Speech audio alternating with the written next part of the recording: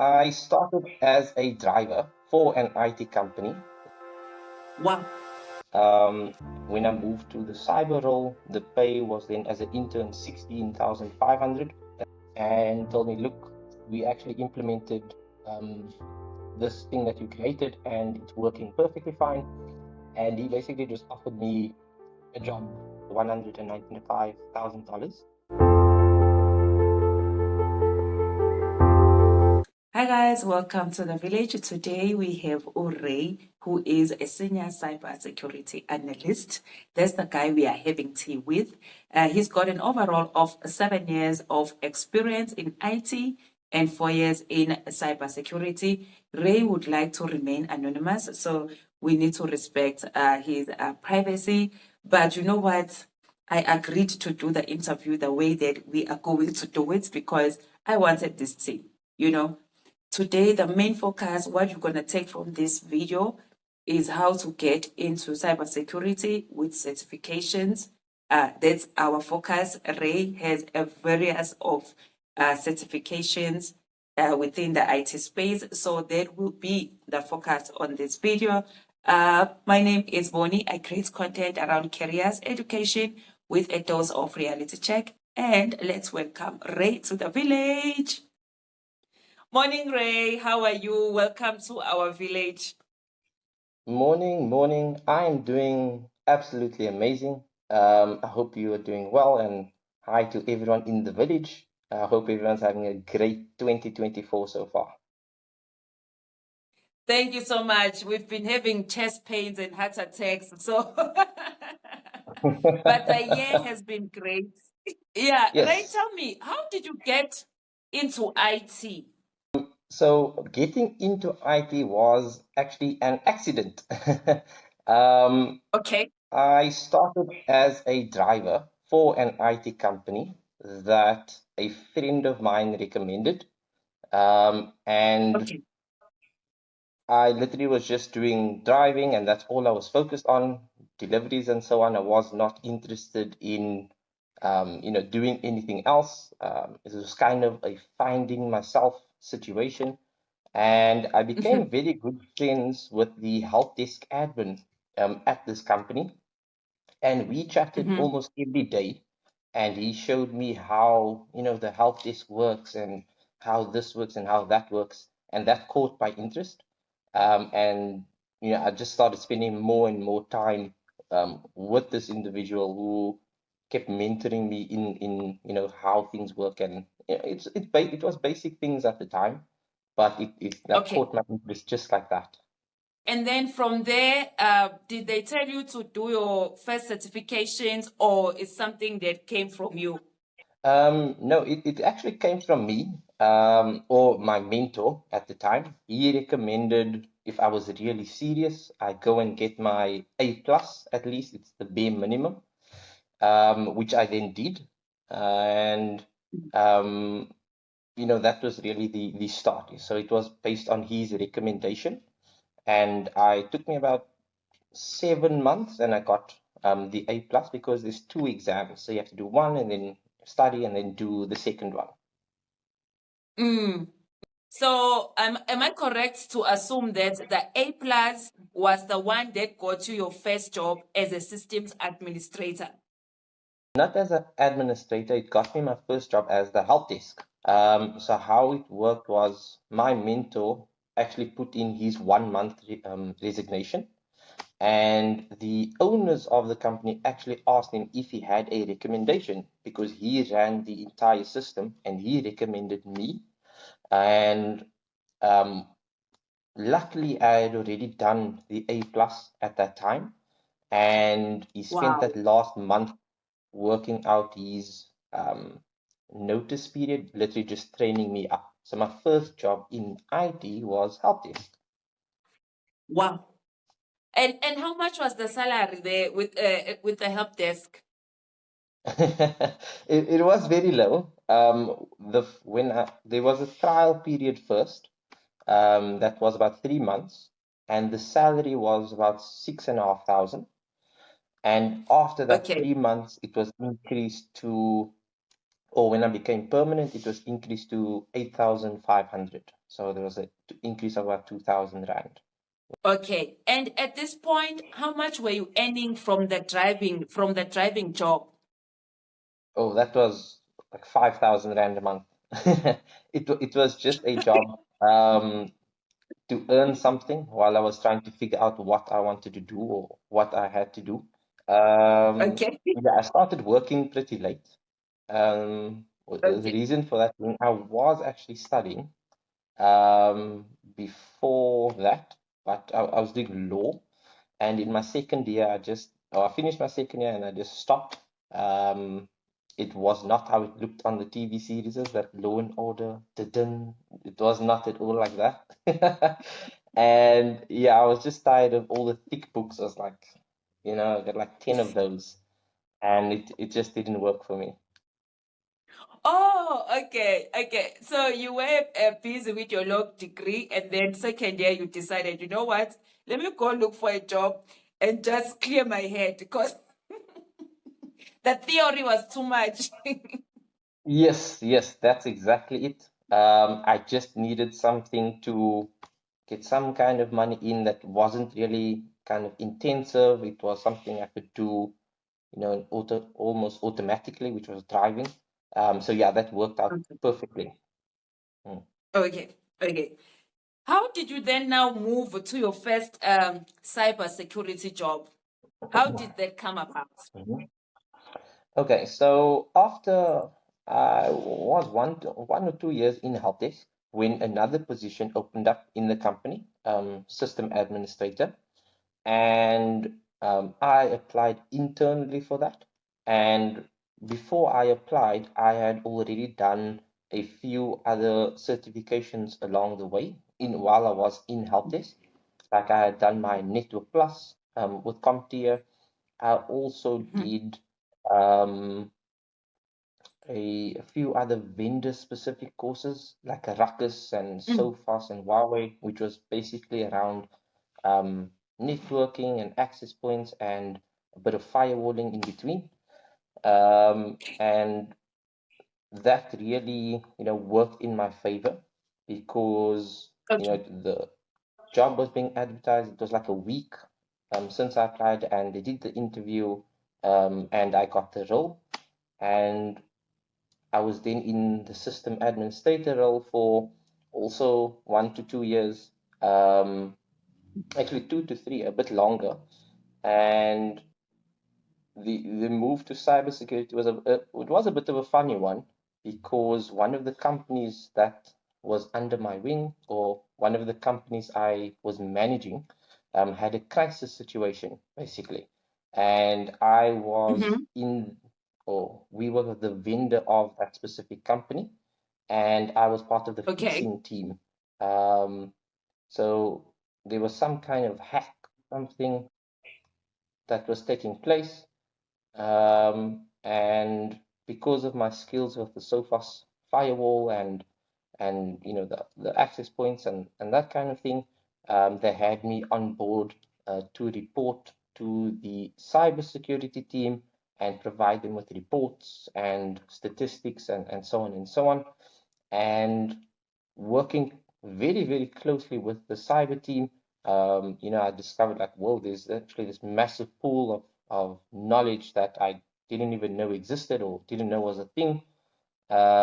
Okay. And a few weeks after, we dealt with the crisis situation, and a few weeks after that, the CISO or the manager, top manager of that specific division, offered me a role in their internship program. He had actually spoken to Mm. my boss, or the company owners, and he said, look, we want this guy to come in and be part of our internship program. Um, and that was basically it. And luckily, Okay. in my system admin role, I picked up a few other certifications as well. Um, I think I got lost a bit. So we moved from help desk and then you went to systems administrator. This was still within the same company, right? That's correct.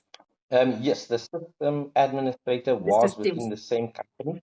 So how you got the cybersecurity job is what you were explaining now, like how you got in because the company had a problem. Then now, so did you drop your other job completely to move to the internship? And how much was the change in terms of salary now because you're going to an internship? So in terms of salary, so in as a sysadmin, I was earning about, I think it was about 12 and a half. The sysadmin was about 12 and a half, the salary. Um, when I moved to the cyber role, the pay was then as an intern 16,500. That was the flat rate. Guys, please like and share this video with someone that might need it.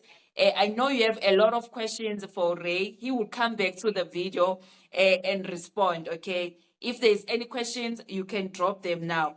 No, I really think that was good. The salary was good. So, Ray, at this point, you found the opportunity to join this other company for an internship.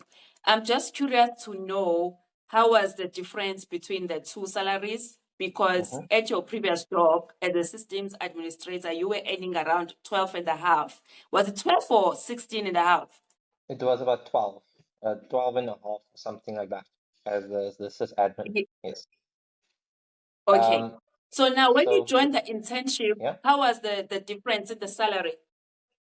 So for the intern role, the salary was a flat 16,500, 16 and a half.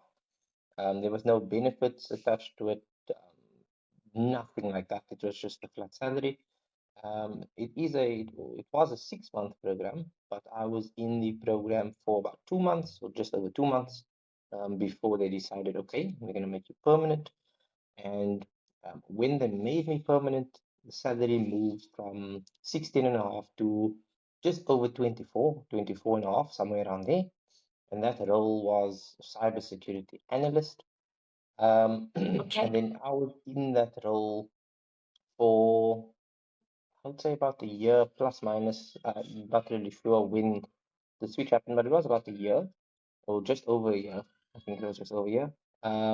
When the one of the more senior staff I was working under was getting ready to change jobs. I think they were moving or immigrating or something like that. And Okay. he spent the last, or he recommended me, and then spent the last like 2 months or 3 months just um, more skilling me up and teaching me into like how to approach from a more managerial position and changing your type of thinking, because there's different thinking from a technical standpoint and more of a managing people standpoint. Okay. And then the switch came from cybersecurity to senior cybersecurity, and in terms of salary it went from about 24 and a half to 35, and I was on Okay. 35 for until I switched now to this current job. So now you are a senior cyber security analyst at this job, and then you get your current job. I just want to know, can you share with us how you got this job now, the job that you are in, your Yeah, current role? yeah. So as a senior, one of the items that forms part of the job is going to these conventions and so on that's held by vendors. And the convention that I went to was in the UK. And when at this convention, they go through a whole lot of different technologies and services and so on and so on. And you set at tables and people converse. And one of the things, or one of the people I was speaking to, we really hit it off really well. And we got to talking about technology and cyber and so on and so on. And he actually wanted to run a scenario by me or an idea that he had. And we spent about half a day basically fleshing out that idea. And I put together a very quick infrastructure diagram and some technologies and some configuration stuff in place. And then he liked it. He took it back to his senior manager in his company. And, that was the last I heard of him until a couple of weeks after that event ended.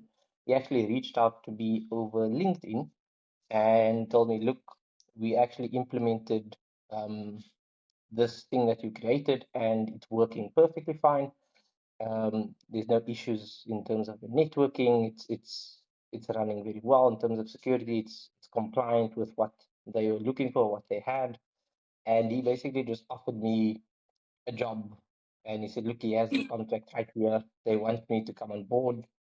And he sent it to me. And I had a look at it, and it, Unbelievable. You know what, Ray?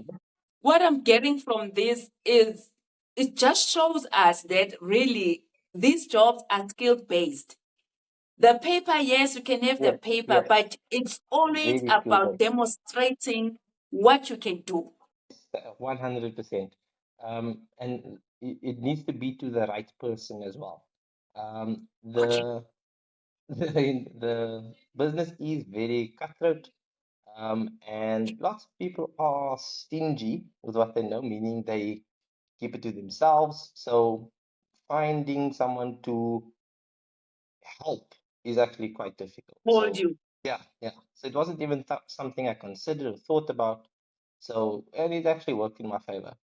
But yeah, I looked at the paperwork that was sent through, and yeah, everything looked exactly as it was matched up in terms of job description, matched up almost exactly with what I was currently doing. Just the salary obviously was a massive difference. We want the salary. How much were they giving you? How much were they offering? If you are happy to share with us, Yeah, we'll be no, no, delighted to yes, I know. can Guys, definitely share. So, he's delighted to share with us.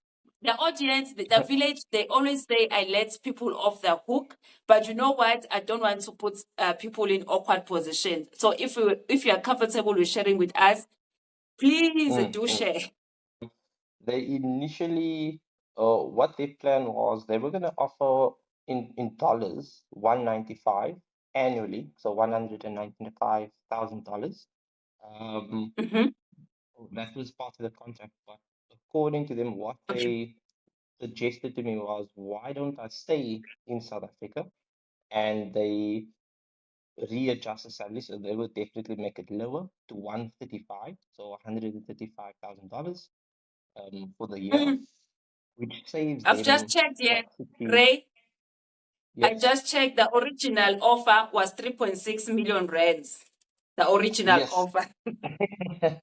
yes. Okay, 135. Yeah, yeah, it's insanely high for them. It's the standard. In terms of numbers, you can go higher than that, but yeah, just looking at that number, I was going to accept even less than that, but that's what they provided to me, and I was completely on board with the 135. And you work from home.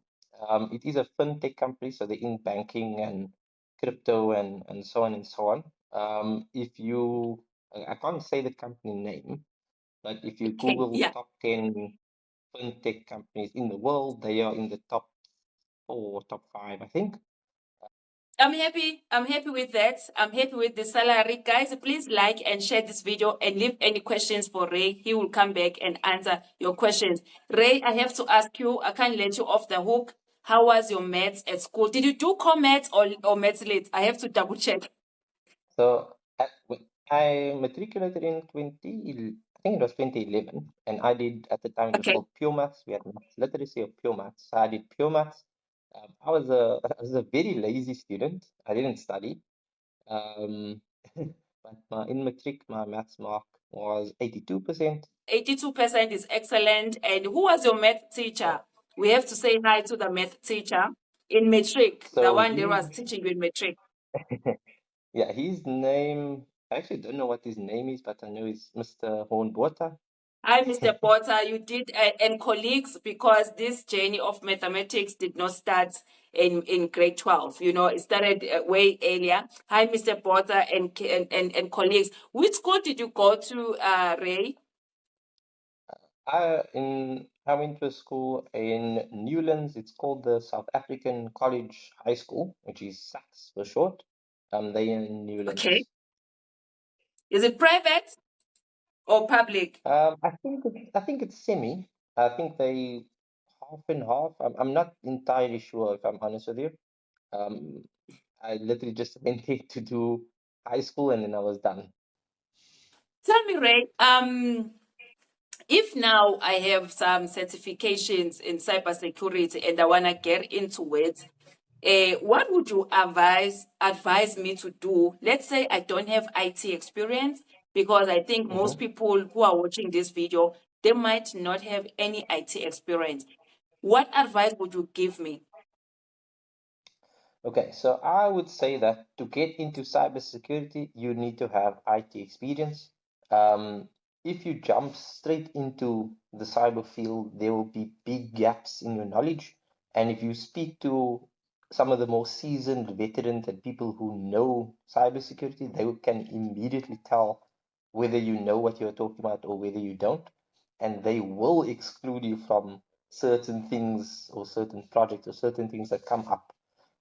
So ideally, you would want to start in a support role, whether it be on a help desk, system administrator, desktop support, remote support, some kind Mm, of role like that mm. to gain knowledge in the different aspects with technology, whether it be fixing a laptop, networking, infrastructure, and so on and so on. How much experience do I need? Would you say maybe 2 years, 3 years, 5 years? Speaking from personal experience, we are not like representing the entire industry. It might be different for other people, Mm. but I just because we are here, like 2 years experience, 3 years, 5 years. What do you For think? the average person, I would suggest 3 to 5 years. Yes, there are people that will do it much quicker. Yes, there are people that will do it Okay. much slower. But for the average person, 3 to 5 years, and you'll want to involve yourself as much as possible because when you go into or when you do the switch to cybersecurity from a support role, it's at a more elevated level. So you need to know like the intricacies of how things work down to the detail because you would need to structure your documentation and how things work around it. And if you don't understand, for example, I'll just use networking, for example, you don't understand how to create a secured network within a DMZ that tunnels through a firewall in IPsec and so on and so on. You won't be able to configure the right compliances around it that you need for auditing and so on and so on. Just to get a little bit technical. So it is important to really know and understand. Yes, some people are better at certain things, that's fine. But as long as you have working knowledge of how things work, it will definitely play a big benefit when going into the cyber role. Speaking of your salary, Ray, I forgot to ask. I know with most multinational companies, they give you stock options. This is not typical for South African companies. Stock options, this and that. How is that for you? Do you get any bonuses? Do you have any stock Yeah. options? So yes, there is a couple of things. So they don't do any kind of medical aid or pension fund or anything like that. But what they do offer is they do offer some stock options which you can choose. It's optional. And the bonuses and commission is they guarantee it in the paperwork, but and so far it's worked just fine.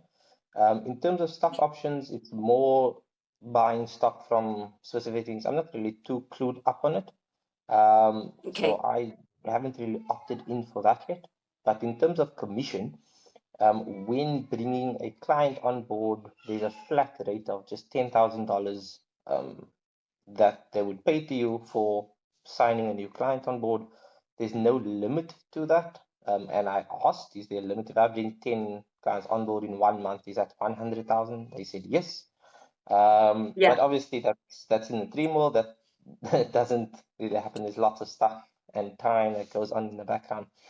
But yeah, that's motivation to put in that extra time and so on. And they do have a annual bonus where if you have been with the company for that year, you will get the bonus, and it's usually about 90% of your working salary, or 85%, I think it was. That would be your Okay. bonus. Um, Have you received any commissions since you've joined the company? You've been with this company for just over a year now. Have you had an Yes. opportunity to bring in some work? Yes, I brought in four clients so far. There is a fifth one that I'm busy working on. So I have brought in five. So I brought in one the first month, and then one the third month, and then two in 1 month.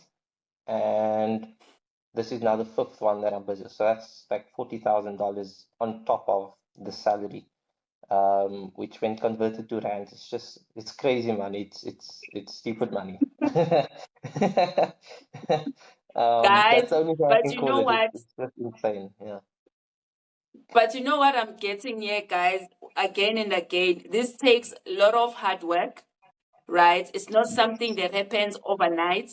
It takes No, hard no, no. work, perseverance, and a dedication, and just making sure that you skill yourself. You skill. I Yeah, see here yeah. you've even done C++, Python. I don't know if it's something that you use or it was something that you were just curious about. Please tell us about that. Yeah, so just on the work hard part, one of the main things you will have to let go is sleep. You will have that 1 hour, 2 hour sleep days, because the only thing that's really going to push you forward is yourself.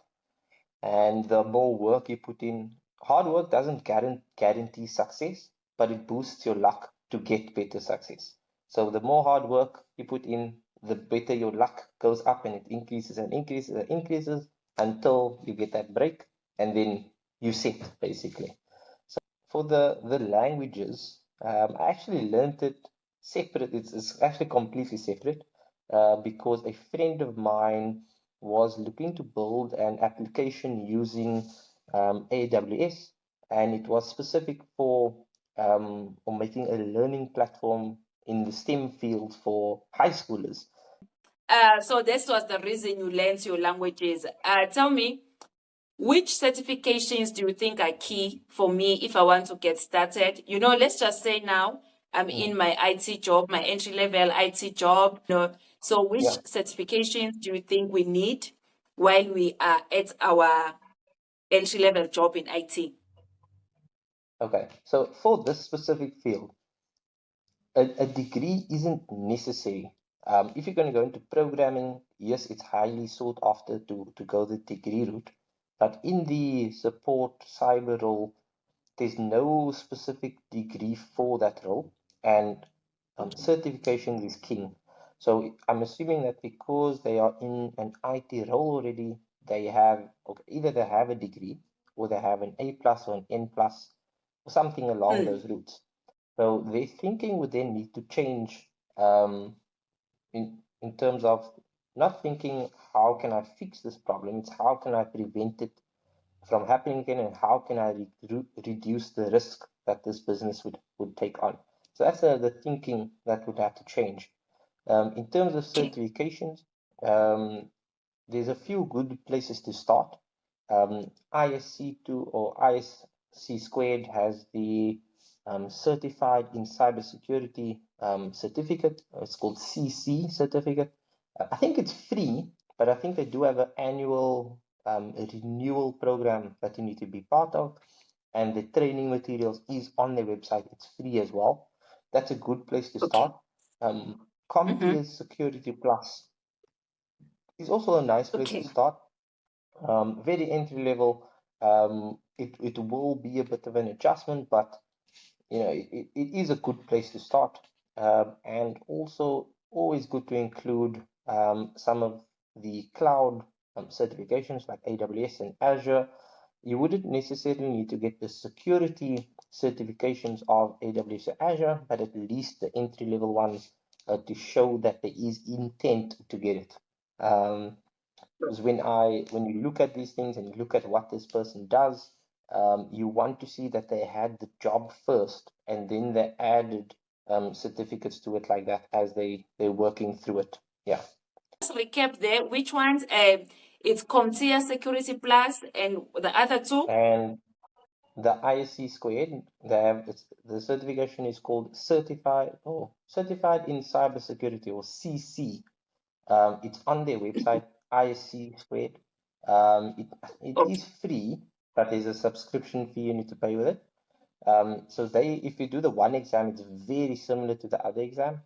So just keep that one in mind. As an entry level, that's a good place to start. And the cloud, AWS and Azure, just the entry level beginner certifications are fine. Okay. I think I'll ask you to email me the links to these ones. Then I can just put them on the description box, guys.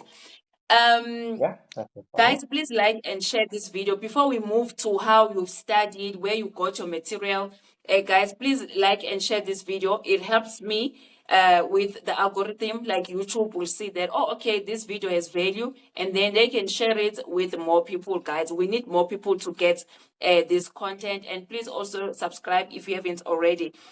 Ray, tell me, did you self-study? What did you do? Like, how did you access your material? So I was self-study. My main source of study was YouTube, and I took a few courses from Udemy and Coursera as well. But it was specific to the certification I was busy with at the time. But the main source was YouTube. It's free. It does take a lot of time. That's the only thing. And there are some really, really great playlists with all the courses in it. Some of the people put really a lot of amount of time into it, and all the details are there. It's free, anyone can access it. But yeah, YouTube was the number one, then Udemy, then Coursera. Okay. They And were the then study you just materials. pay. And then when you are ready for the exam, you just paid for the exam. I did it the other way around because I sometimes enjoy procrastination. I booked the exam and then I studied. So I would pay for it, and I'd be like, okay, I'm going to do it in 3 weeks' time, pay for it, send it off. And then I leave it the first week, I probably do nothing. The second week, I'm like, oh, I actually have an exam, I need to do some time to it. And then I would spend time on it and actually do it. So I did it the other way around, but ideally, you would study and then book it, and then but that studying can be 6 months, 8 months, 9 months, a year, 2 years, and then you never book the exam. Okay. That's why I did it the other way, where I would pay for it and tell them, no, I don't want to reschedule it, just set it in stone, and then hit the books from there. What's next for you? I know you just got started, but I don't know any like career ambitions. You just got settled. I'm very happy you got a good deal here with your job. We are happy with the salary, guys. You know what, Ray, I'm proud of you, and I know the village is proud of you, like where you come from and what you've achieved. Thank you. You know, maybe there's someone who is in that driving job, doing something similar, and they've just watched this video. What would be the first step? Like if you were to speak directly to that person who's doing a job that they don't really enjoy, a dead end job, no matter what the age they're at, what would you say to them? I would say that the only thing standing between you and your success is yourself. I would say that if you want it and you really, really want it, you would not stop at anything to get what you want. You won't, um, buy these fancy clothes, for example, just as an example, and you won't do Yeah. this, do that. You won't go out every single weekend. You take 6 hours on a Saturday, you're going to train. 6 hours on a Sunday, you're going to train. Monday, okay, you need to network. Let's speak to this. What is this? How do I do this? And so on and so on. The only way that you are going to change your circumstances is if you change yourself. It's no use dreaming on Yes. things and wishing for stuff to fall. It doesn't work that way. It all depends on how much you want it and how much you are willing to sacrifice to get it. There is no success without sacrifice. Thank you. And again, I'm proud of you. I'm super proud of you. And I know the village is proud of you.